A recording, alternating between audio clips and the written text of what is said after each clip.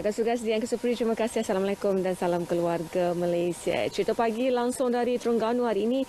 Kita akan bercakap mengenai usaha konservasi penyu yang tetap dilakukan meskipun dalam bulan Ramadan. Dan saya bawakan tamu yang tidak asing lagi dengan cerita pagi Terengganu, iaitu Ketua Penyelidik Penyu Universiti Malaysia Terengganu UMT, Dr. Muhammad Uzair Rusli. Jadi Doktor boleh ceritakan meskipun dalam bulan Ramadan ini, namun Doktor dan pasukan Doktor tetap meneruskan usaha konservasi penyu. Baiklah, terima kasih RTM. Bagi saya terdapat keperluan yang mendesak bagi kami untuk meneruskan usaha-usaha konservasi ini kerana kita pada ketika ini adalah bulan April, merupakan bulan permulaan untuk musim perserangan penyu bagi pantai timur Semenanjung Malaysia. Buat ketika ini terdapat dua masalah utama yang kita dapati bahawa kita perlu menggerakkan usaha-usaha kita kerana yang pertama ialah soal kematian ataupun kedamparan penyu yang semakin membimbangkan sejak daripada awal tahun dahulu sehingga kini, dan baru-baru ini kita menerima laporan bahawa dalam tempoh seminggu sahaja terdapat 6 kematian penyu di dalam kawasan taman laut di pantai timur Semenanjung. Dan yang kedua ialah soal kesediaan pantai kita ataupun kualiti pantai di dalam menerima penyu untuk proses persarangan penyu. Maka sebab itu kita melihat bahawa gerak kerja kita perlu cepat. Kita tidak boleh lagi tunggu dan lihat ataupun memulakan usaha selepas bulan Ramadan. Dan dalam soal yang pertama, kami masih lagi berusaha untuk bekerjasama dan menggerakkan pelbagai lagi agensi untuk berusaha mendapatkan jawapan sebenar apakah punca kematian penyu-penyu kita, khususnya induk-induk dewasa yang bersaiz besar. Ini kerana induk-induk dewasa yang bersaiz besar ini adalah amat-amat signifikan dalam pemulihan populasi penyu di dalam negara kita.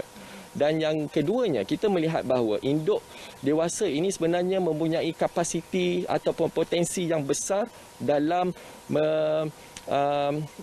mengeluarkan telur yang banyak, dan apabila pengeluaran telur yang banyak ini sebenarnya akan membantu anak-anak penyu keluar dengan lebih cepat dan juga dalam jumlah tenaga yang lebih banyak. Maka sebab itu kita mengatakan bahawa menurut kajian daripada Universiti Malaysia Terengganu, baru-baru ini kami telah melaporkan bahawa induk dewasa yang mempunyai saiz yang besar di pantai Cagar Hutang Pulau Redang sebenarnya memberikan satu pemulihan populasi yang sangat-sangat signifikan. Ini adalah usaha 30 tahun daripada Universiti Malaysia Terengganu di pantai Cagar Hutang. Dan yang kedua ialah dalam proses kita menyediakan pantai yang berkualiti kepada penyu, kami melihat ketika awal tahun ini kita menerima jumlah kedamparan sampah-sampah daripada lautan akibat daripada musim monsun ataupun terkujur baru-baru ini, dan ini menyebabkan kegagalan bagi ibu penyu untuk bertelur.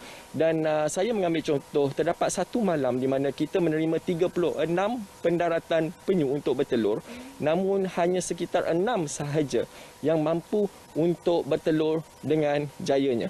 Maka sebab itu kita melihat bahawa dalam usaha kita memulihkan populasi penyu di dalam negara, kita perlu cakna dan memastikan bahawa kualiti pantai kita tersedia, kerana pantai kita ketika ini amat-amat teruk menerima ancaman daripada pukat-pukat hanyut dan juga daripada sisa-sisa plastik yang terdampar, kerana ini akan menjejaskan proses persarangan penyu. Doktor, jadi ada kekangan terbesar ke yang dihadapi oleh pihak doktor? Kekangan terbesar ketika ini ialah tenaga kerja untuk bersama-sama dengan kami. Sebab itu saya menyeru masyarakat, kerana di negeri Terengganu ini sahaja kita dilaporkan menerima terdapat 52 pantai pendaratan penyu, dan sebab itu dalam usaha kita memastikan pantai kita berkualiti dan tersedia untuk penyu-penyu ini naik dan bertelur dengan jayanya. Sebab itu kita perlu bersama-sama cakna dan menggerakkan dari aspek komuniti. Saya mengucapkan ribuan terima kasih kepada NGO-NGO yang mengambil inisiatif untuk membantu kerajaan negeri Terengganu khususnya dalam proses kita pemulihan populasi penyu. Sebab kita tahu usaha besar negeri Terengganu bermula daripada pindaan enakmen penyu 1957, pindaan 2021 baru-baru ini, dan kita akan kuatkuasakan pada 1 Jun 2022 ini, dan kita mahu memaksimalkan jumlah telur penyu yang kita eramkan.